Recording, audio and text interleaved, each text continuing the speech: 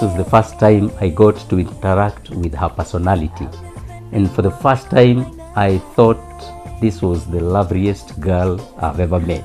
Her laughter was just, I don't know, I've not met, even since, I've not met anyone who laughs the way she does. And she would pick humor from anything, very small things. It's already humorous. And I was already beginning to feel so much attracted to this girl. And you know what? She had a long skirt, nicely cut. And I thought, whoa, this is good. This is good material. And there it started. I do not regret this beautiful feeling of sweet love. My sweet love, love, love.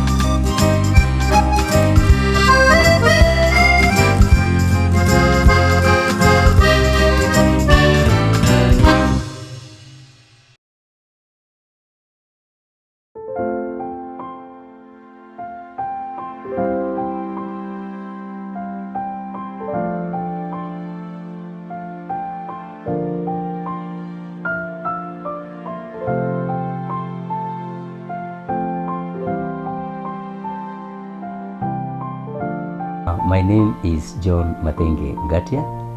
I have been in Nairobi working as a servant of the people through, with the government for the last 30 years. And I am actually born again and met this beautiful wife of mine. My name is Grace Mathenge and I'm born again. I love God. I'm a mother, a wife, and a businesswoman. And this is our love story. We met, the first time I met with her, she even didn't notice me, but I did. They were with a friend of hers in some of these streets in Nairobi near Kencom House, on the stairs of Kencom House. And I saw a girl looking at me hard, and I looked at her. I couldn't really recognize her. And then they just left. Fortunately, the following day, or after 2 days, we again met the same spot, the two of them. And this time around, I said hi because I saw the same look. Said hi to that girl. It's the friend who knew me. And then I got introduced to her.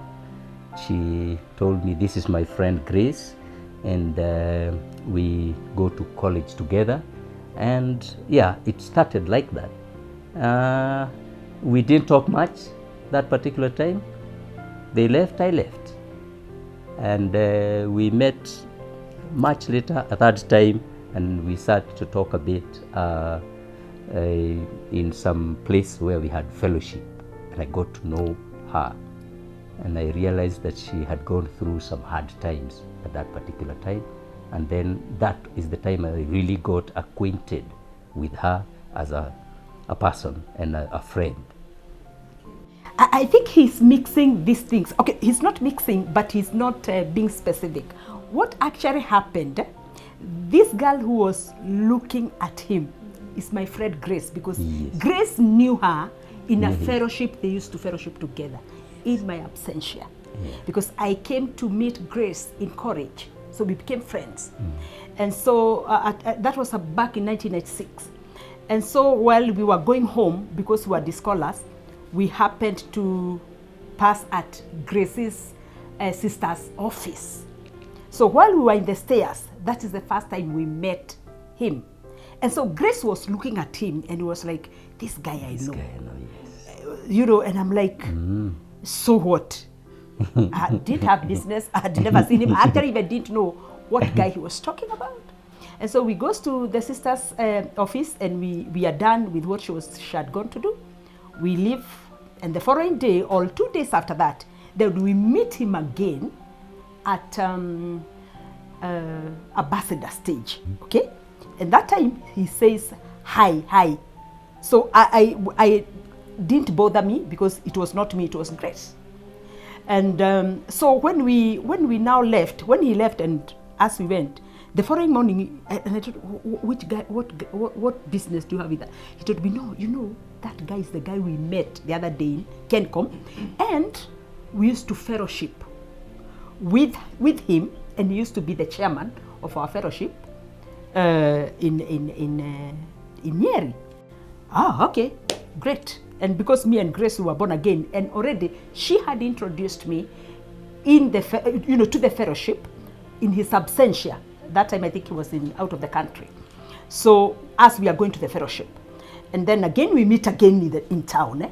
This time we are in Kencom, where people used to take photos. If you can know that corner, where there are big stones all. And we are taking photos with another brother who used to have that business. And so he shows up. And now this time the brother knows him, Grace knows him, and so we we kind of got warm, and we fellowshipped a bit, and again we left at that. And the next time we met, I think it was in the fellowship now, because that was way month after. Yeah. Actually, it was I didn't mention that it was the very first day that I had arrived from the Netherlands, and they were the first people that I had met in the country after 2 years of studying abroad. And so it was exciting to begin that journey immediately after I landed. After we met, where they were taking photos, that's the time that I got to interact with her a little bit more. And the first thing that struck me was her laughter. So I was just saying that this was the first time I got to interact with her personality. And for the first time, I thought this was the loveliest girl I've ever met. Her laughter was just, I don't know, I have not met, even since, I've not met anyone who laughs the way she does. And she would pick humor from anything, very small things. It's already humorous. And I was already beginning to feel so much attracted to this girl. And you know what? She had a long skirt, nicely carved. And I thought, whoa, this is good. This is good material. And there it started. You know, the beauty, the way God works is interesting, because God works through circumstances. I said we met first when I came from the Netherlands. 2 days after we again met. And so the interest started developing in her and in me. Not necessarily about friendship, but about fellowship and about some relationships with human beings. And then when we met at this photo place, it was still natural interactions. But the beauty is that we had more fellowships, and she has mentioned that we were meeting in other forums where there was fellowship. So we didn't need the phone, we just needed to be there. Something else that came up, she loved to sing. And while she was again in that other fellowship, we had very many that followed. And you could feel and sense her even in the singing. So the interaction was enhanced by the fellowship, and it grew from there on and on. Maybe you can remind me how we progressed.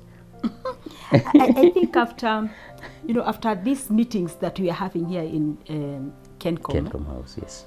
There's something I noticed about him. Now when we were taking photos, the physical look. The God Papa I had? He actually did had a God Papa. But his smile was just out of this world. Yeah, it's something that you look and catches you. But just even before then, you now realize we are from old school. So when girls get to a certain age, and you are born again Christians. We were born again when we were in school. So what happens is that you write down the names. You want to get married, so you are like, now tumeingia college, tunataka boyfriends, and these boyfriends, because we are born again, they are not boyfriends to buy us coffee and whatever. They are boyfriends that are supposed to get us married. So what happened, we used to be several, a group of girls or friends that were born again. Me, that Grace, another Grace, and another lady we used to call Carol. So we said we now need to go and pray at Karura Forest because we want to have boyfriends, or boyfriends that will lead to husbands. And so we went, we prayed, and that day we went home.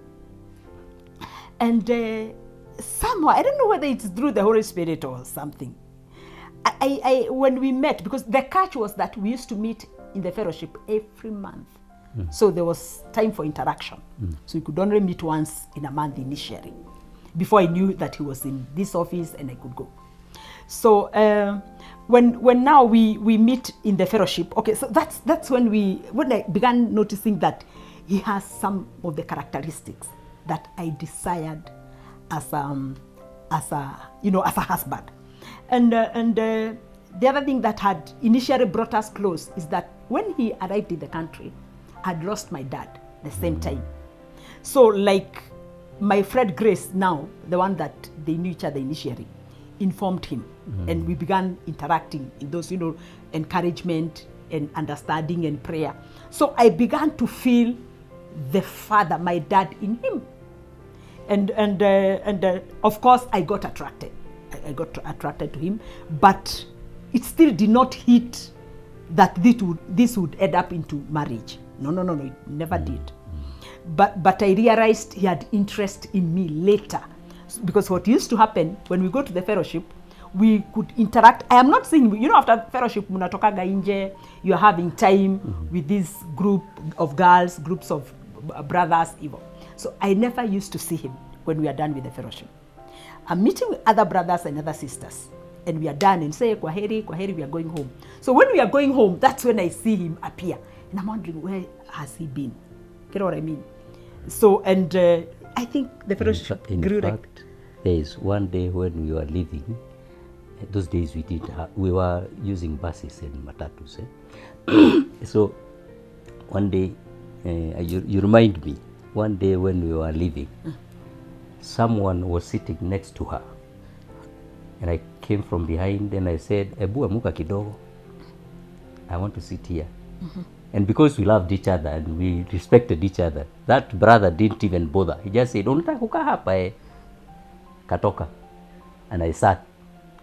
And I started discussing issues of life and how have you been and all that. And we continued with the fellowship.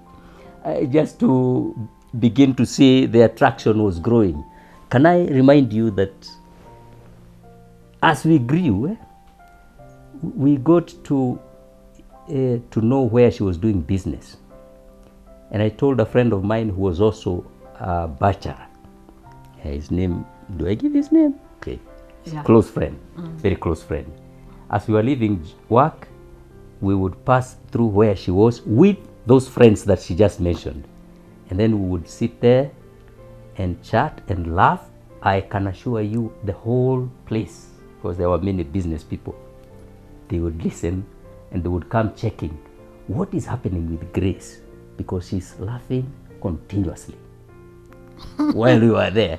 And then the friendship started growing and the intimacy started becoming a little bit intense, so that every evening we would pass through there, and then my friend would tell me, si tuende tukakunywe kahawa pa na wale wasichana.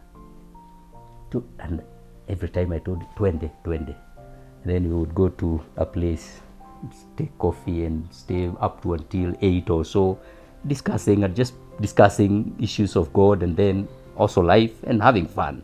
And so the intimacy began to grow, and even this friend of mine noticed, and he said, you seem to really be interested with Grace. I said, yes, she's a good girl. And it continued like that. Yeah. Through those interactions, I got to visit her in her place, and we would just have dinner, sometimes with her sisters, sometimes with her friends. We would just enjoy the evening, and then I would leave. And it went on further like that. She came to our place. That time she found me with I was living with my sister, my older sister, and then she came there. She spent the evening with us, and so our interaction started becoming closer and kind of one-on-one. And at one point in time, when we were sitting having just normal talks, we discussed, and we were asking each other, what exactly is this? Where are we? Do we want to have this? What is this that we are having? And I remember discussing with her and telling her, you know what? The decisions that pertain to relationships is not one-sided. It's always two-sided. It's a relationship, so the discussions is not what you want or I want, it is what we want. And so we went on to say, what is it that we want? It changed from what do you want to what do we want. And in the discussions, I remember getting to a point where I said to her, I am sure I do not just want to have you as a girl for fun. Kupeleka Mombasa, kupeleka kwa kahawa, kukula chips, kukula choma, kuku na kadhalika. No, that was not what was the intention. And so I asked her, what is yours? And she was like, she kept quiet. And I said, let me explain further. This, if you are interested in marriage, what it means, it's not fun, but it means a commitment. It would mean that I have looked all over many girls, I have traveled all over, seen many girls, many women, but I'm narrowing down to you as the person I can entrust my life to. That's what it means. It doesn't mean you have a lot of money, you have a man who will be providing for you. It means when I'm sick, you'll be there taking care of me. When I'm in trouble, you'll sit there with me going through the troubles. And she was like, wait a minute. I don't know whether it sank in her or not, but she just kept quiet. And we parted. I don't know, maybe she can tell us what she felt. Well, of course, when it began getting serious, you kind of you get a shock. And initially, when girls want to get married, the first thing that comes in their mind is that big day, the white gown, the threads, the gifts, the honeymoon. And but when you are now talking, when now that was the background of the proposal. Do you want to marry me? Yes. I think that's what he's explaining. And at that time, I felt the weight. I felt the seriousness. Mm-hmm. And I said, wait. And I now began to think that I'm going to be a wife, a mother, and I thought that was quite a responsibility. But then again, the love overrides those things, overrides the weight. So we continued, and I think after some, I don't know, after was it after a week or the next meeting? I think you proposed or something. Yes. Yeah. Yes. Actually, besides the responsibility that she was going to take in the acceptance, I did also mention that on her part, saying yes to me means that you have looked around and you have decided that the only person that you can entrust your life to is me. The person that you feel you will live with for the next 50, 60 years is me. So, setting ground for a long time relationship, not the short-sighted feelings that young people normally have. Fortunately, we were a little mature, so it was very mature talk and very mature understanding. So the next time when we were meeting and I asked her, what's your response? She was like, we are taking the whole hog. And we started the journey. I said we had a list. Everybody had a list, myself and my creek. And that list, of course, was there. That you got to be responsible. And the other day I was telling my girls, that list, my list lacked 3 things. I think 2 things, which to date has never been a bother. I never listed the physical looks. And that's why you see I have a balded man. Is it showing? I never actually, listed the physical. But I remember everything spiritual, everything ethical, everything else that I listed. Born again Christian, a responsible person, a caring husband, a good family man. Quite a number. I may not be able to remember all of them. Of course, I also needed somebody with potential to grow economically. I didn't care whether he had money that time. That was not my problem. But somebody who has potential to grow. He fitted all those things. But I missed the physical looks. Because I knew even at that time that I was not going to get married to this figure. I was going to get married to the person, the inside person. And that's why we are here 23 years down the line. Yeah. Interestingly, I had a list. Imagine, I had one. Yes, that was done in many years, high school years. No, not high school, university years. I had a list that required the girl to be very prayerful. Of course, for a girl to be prayerful, she must have been a Christian, saved. And of course, top on the list, respecting, how do we say it? Someone who has a lot of respect for me. If there is someone that I thought respected me, an incident. One time we were walking on those streets, long after we now became very close. And when we got to a point where there were a number of girls, her friends, and we met and we were going to pass through the roads, to pass each other, she held my hand, like so, and she was talking all along, holding me, and I thought, whoa, this one, I'm wholly possessed.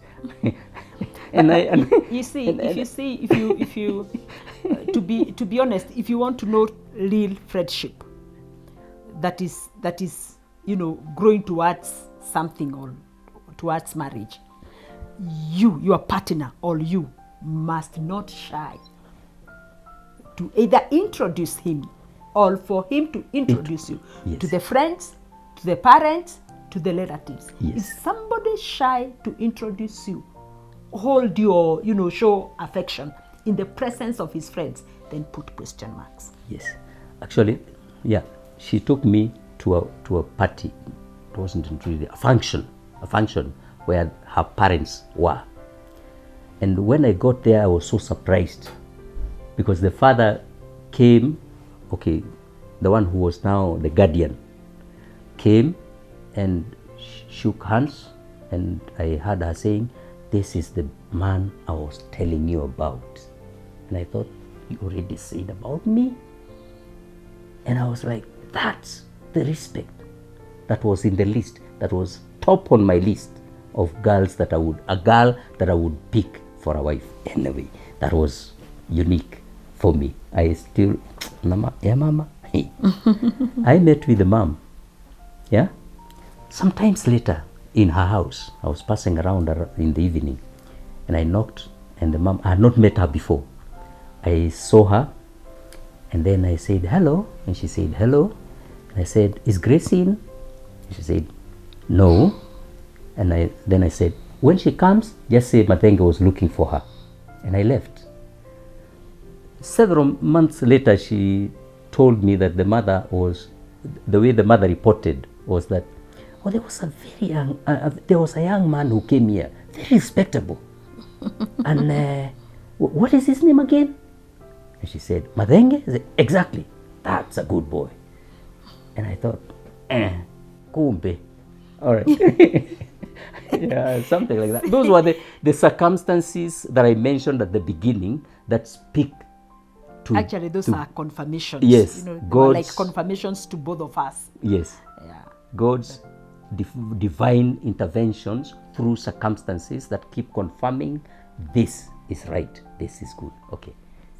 My sisters, the older sister, I told you she came when she was there, and she met also with the other 3 sisters. And every time I introduced them to her after she left, I would ask them, what do you think of that girl? And my older sister was like, whoa, that girl is kind of high class. She was kind of thinking, oh, huyo ni wa juu, sijui kama utaweza. That was the feeling. But she's so good, she's so cute. And the other sister, they became great friends, and she said she's the younger sister. I asked her about her grace, and she said to me, sasa wewe, Aki my brother, kama huchukui huyo, sijui ni nini unatafuta kwa wasichana. And I was like, whoa, that is a big one. So one of the sisters said, let me go to her place. Wacha niende nyumbani kwao, nijue what to say. She didn't conclude, the third sister. She's in between the first and the one who said, oh, if you don't take that one, then which one? So she went in the evening to her place. She didn't know the place, so she was asking. And when she went in the town, that village, their village, the town for their village, which is, but their house is a little bit further, she asked for her name. They were very, how do you say, well known. So when she mentioned her name, they were like, oh, that girl, yeah, that family, yes. You'll need to take that route and go to their place. And then she went. So the fact that they were known, well known, and respected in a town that was a little bit further away from their house was already a score. So when she went to the house, she was welcomed by the mother. She found her. She found the other sisters. They had a great evening. And when my sister came, she said, that one is the girl. Now, those were families here. At one time, we got to a point where we went for a wedding in Nyahururu, and we went with her friend, that best friend Carol, who was also like, later on she told me that Carol told her, you can't afford to miss that man. That one, you can miss others, but that one. So they were walikuwa wanachomana huku nyuma. But so they invited me and we went for the wedding. And when we went for the wedding, it was her friend's wedding. I don't know, the brother, the friends, the close friends of theirs, their parents, she handed me over to them as a brother, as a very close person. So there were other newly wed couples that were there. And so at one time when we were just sitting with her and talking, this couple said, is this your wife? And I said, yes. I mean, from nowhere, I didn't think twice. We had not yet been married. And I said, yes, this is my wife. And she was just looking at me and she was like, yes, And there it was. Actually, I would say that was the day it was completely sealed. After that, we went through home. And I'm saying that because I want to bring in my mom. She was still there at home, and I stayed again in my brother's place. She had her not very big house, and she was there alone. And then we arrived late in the night, so we didn't see her. So we waited until morning. When I woke up, I ran, went to see my mom, and I told her, Mom, I have a visitor. I want you to see a visitor I came with. And she's a girl. I said, a girl? I said, yes. And she said, Goja. Goja kwanza. So we stayed there, and I didn't bring her to mom's place. So she prepared herself, and why she did that, I don't know why, but I had never taken a girl before. But there were other closer girls from home who used to come and would stay, and they knew them, but she never said Goja to them. This one, she said Goja. So she prepared herself. She thought now she was ready. So I told her, Kuja, mommy is waiting for you. And we went. We just sat outside. She played leso. And we sat, the three of us. And they talked, and she laughed, and mom used to love laughing. So she also laughed, and they loved, both of them. And they were new to each other. And then when we were leaving, mom escorted her up to the stage, bus stop, which was quite some distance.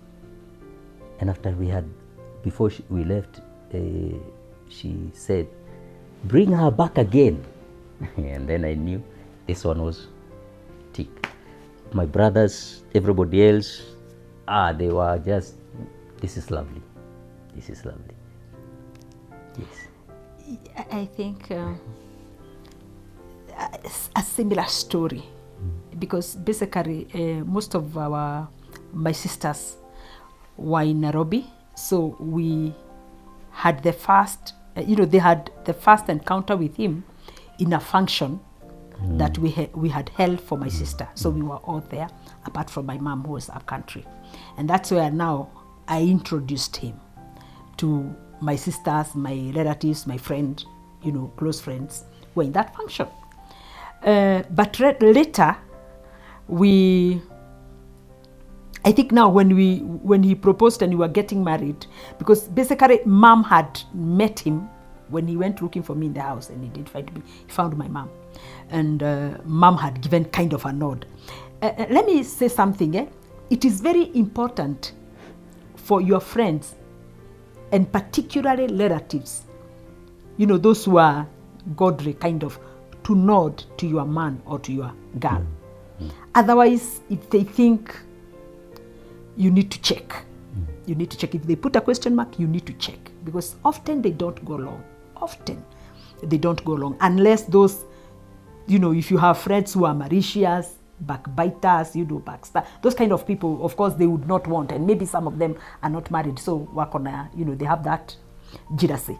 But authentic friends and relatives, and especially those days, it was very important for them to nod or to confirm or to tell you, go ahead. So basically, because that's where now I introduced him to my friends and my relatives, and then now from there we planned to go home for now formal introduction. And I think when we agreed on the date, they planned and they came to our place in Murang'a. Culturally, it's respect.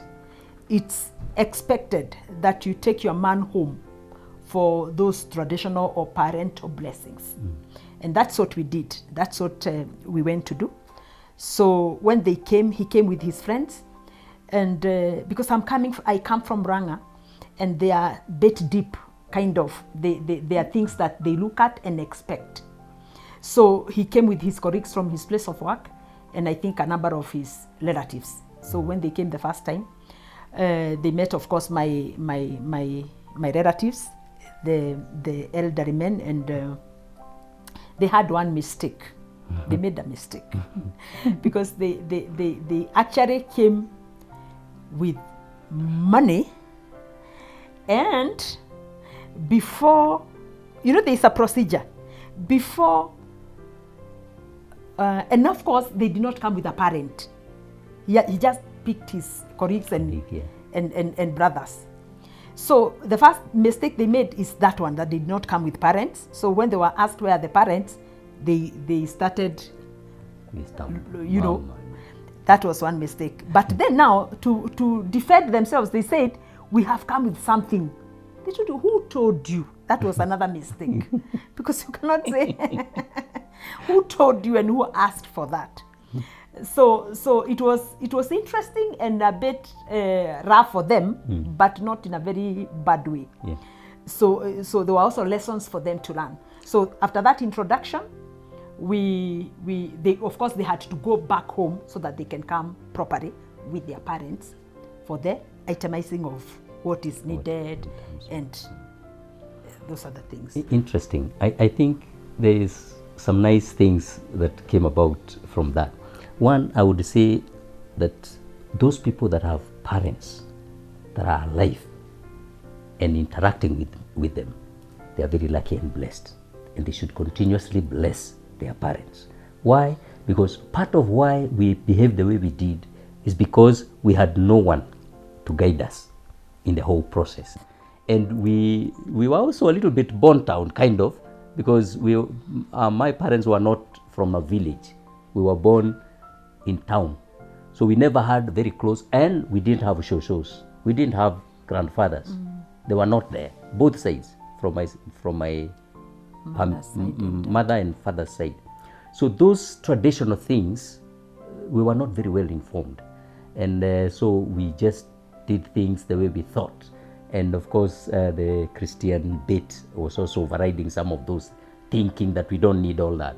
Just to go to Moranga and realize these people are still a little serious on some of those processes.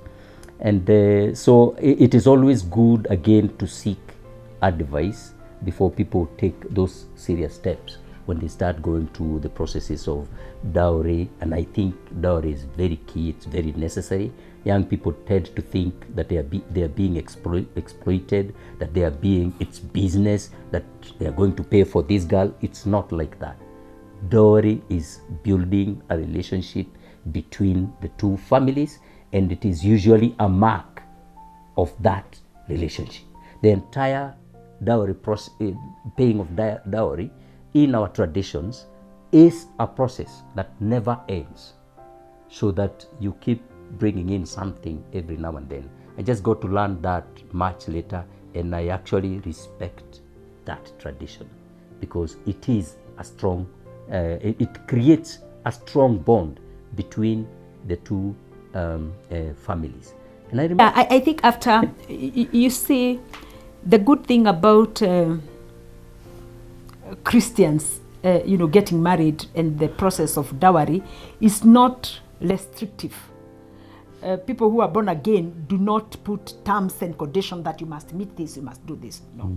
And just like he has mentioned, it's just a way of building relationship, because this is a new family coming to a new family they have never met. So basically what happened after now we visited the first and the second time, we were given the permission to do a white wedding.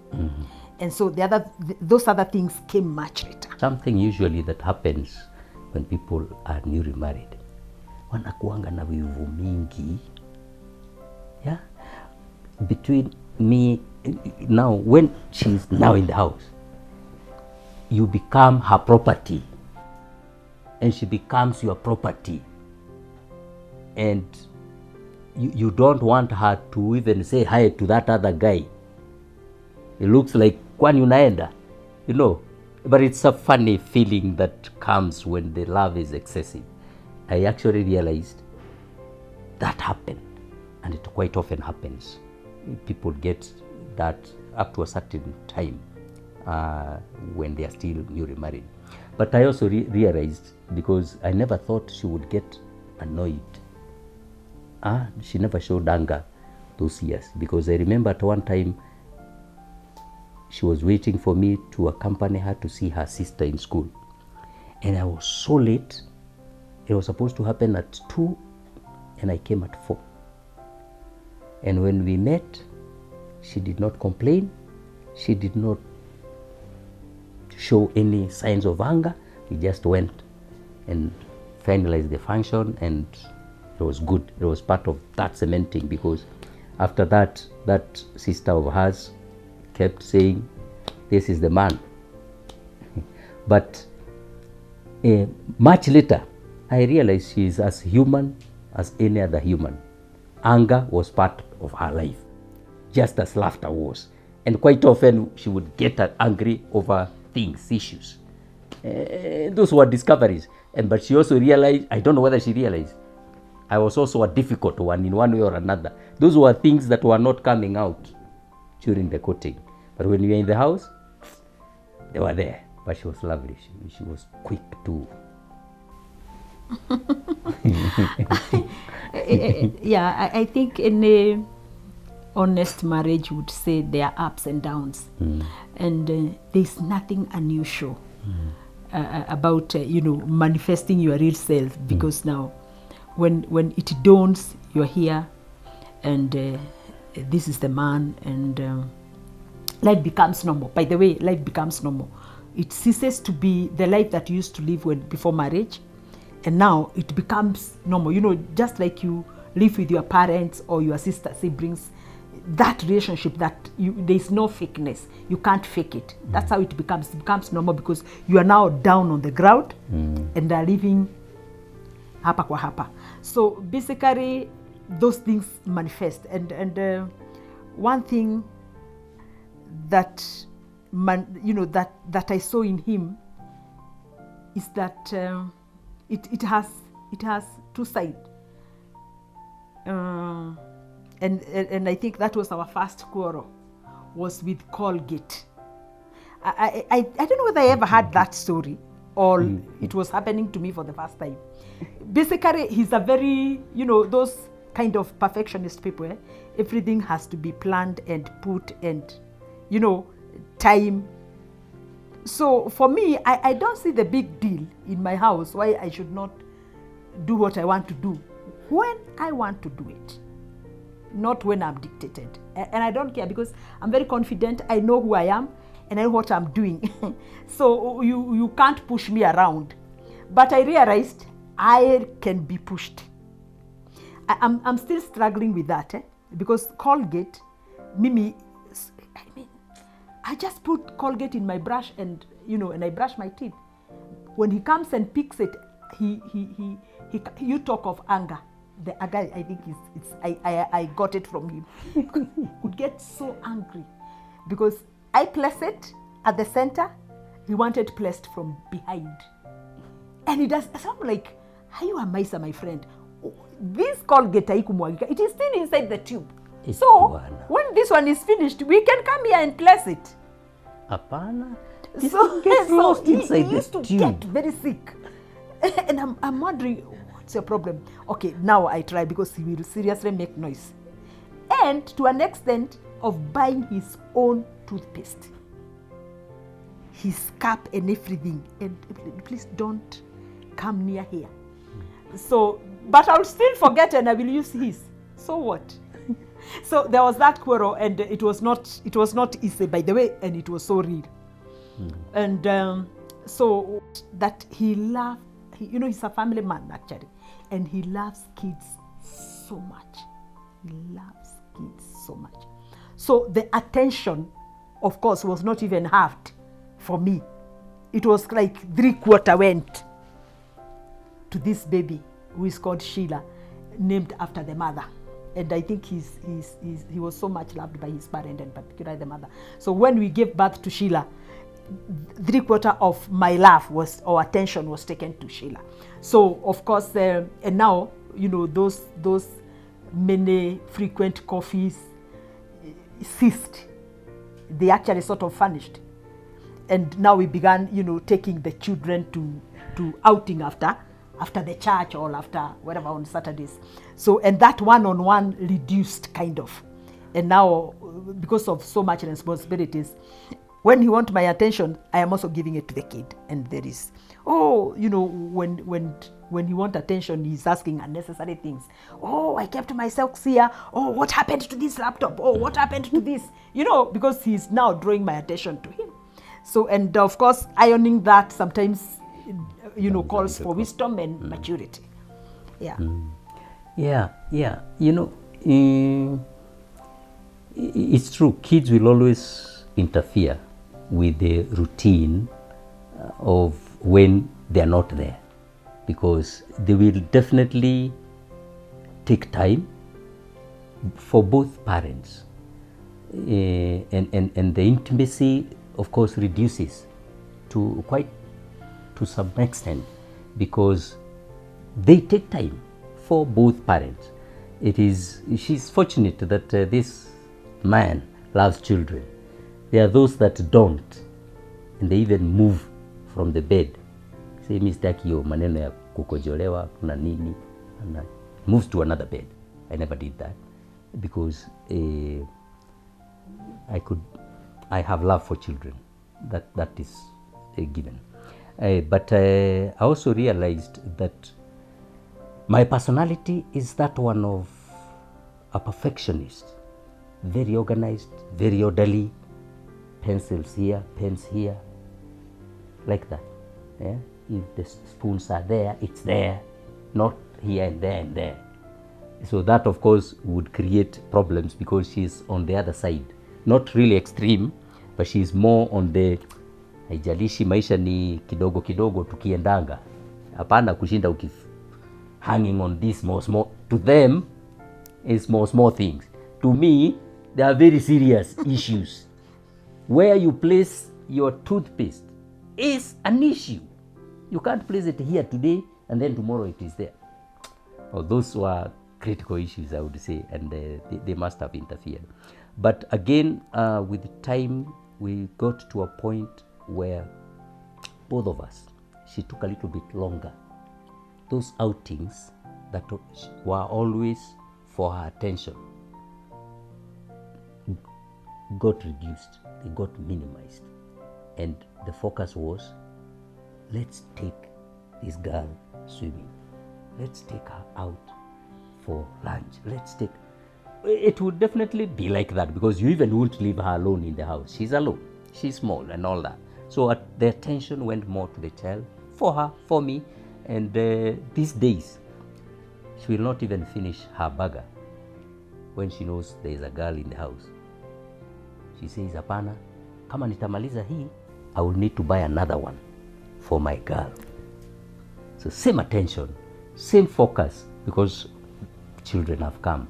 But the beauty of the children is that they also bring a new bond that was not there. And when the child has a problem, both of you focus, and she or he becomes a point of convergence, and you start thinking and talking to her, and she becomes or he becomes part of your love. And so every time that we had an issue with hospital for all our children, she never went to the hospital alone. That became another area of bonding. Whether there was work or what, I would leave work, pick this kid and take her, both of us. And we would go and ensure that they are treated, take them back. So they have a unique place, and they had a unique effect in our love and our level of growth in terms of love. And even when they have grown to be big girls, they still have played a bigger role in uniting us, in bringing us together.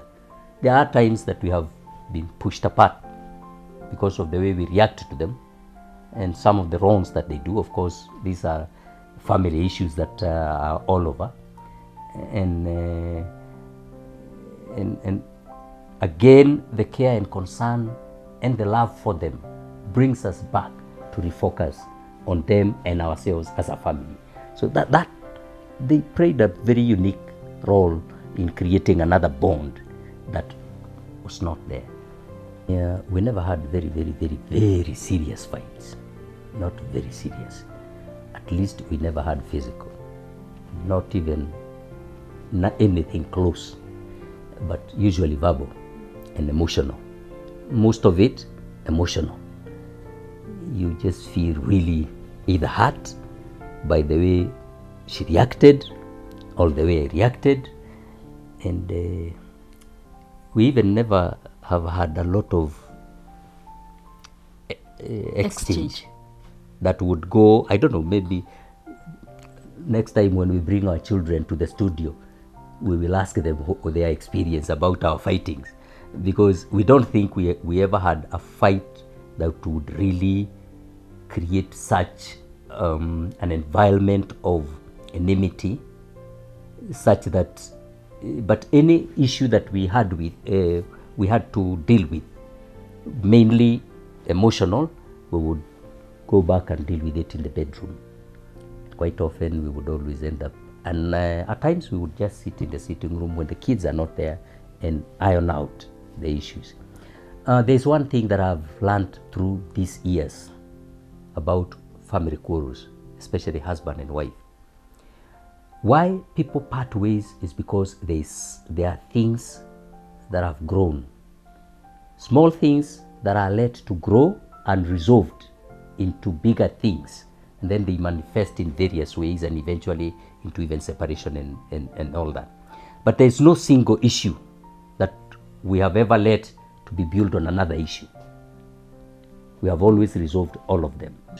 But as long as the understanding is, I'm here to stay, this is my husband, this is my wife, there is always a convergence whenever a difference arises.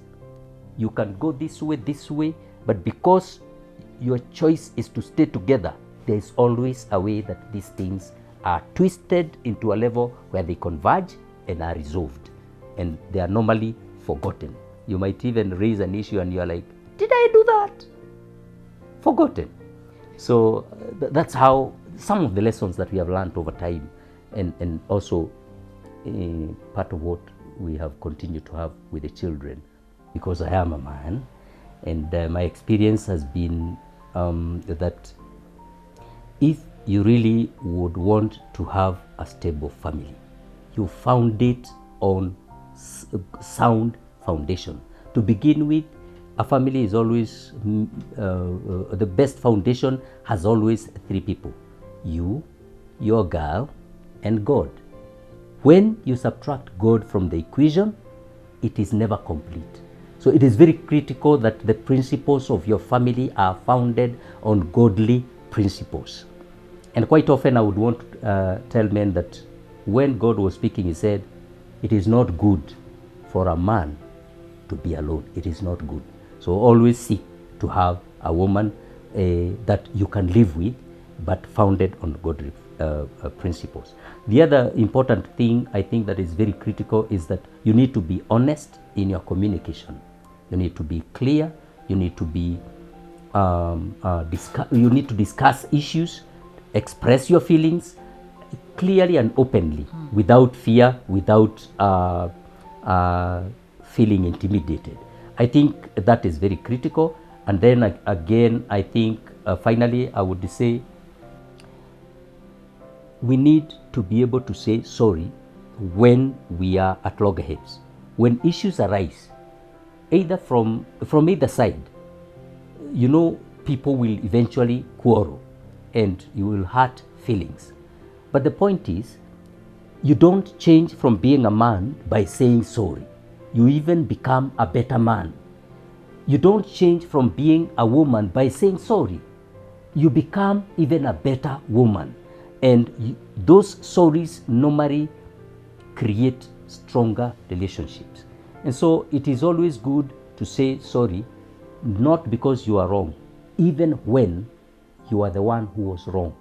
The fact that your partner was hurt is need enough for you to say sorry. So let's build our marriages on godly foundations. A secret: you are still the best thing that ever happened to my life.